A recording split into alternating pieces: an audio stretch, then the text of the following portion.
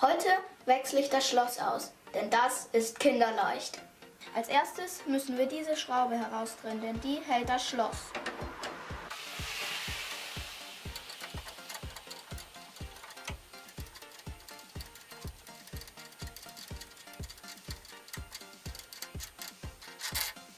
Fertig. Wir müssen jetzt noch das Türschild abschrauben, denn das Schloss klemmt fest.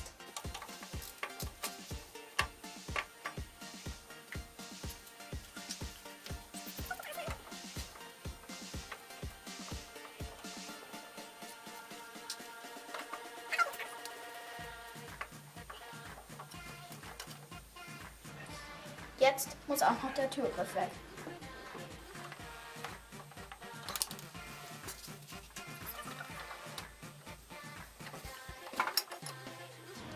Und jetzt kommen wir auch ans Schloss ran.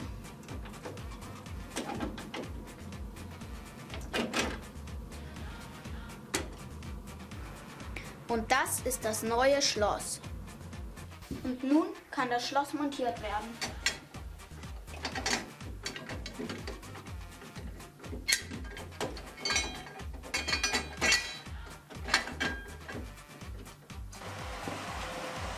Und nun wird es befestigt.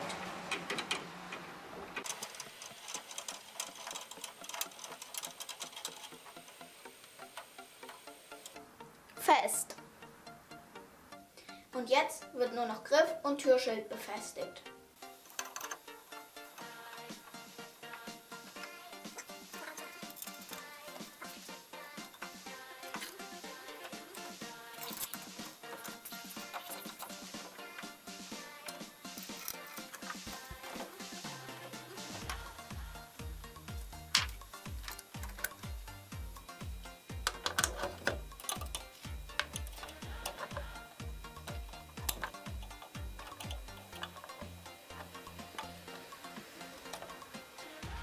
Fertig! Wenn euch das Video gefallen hat, dann abonniert den Kanal. Bis zum nächsten Mal.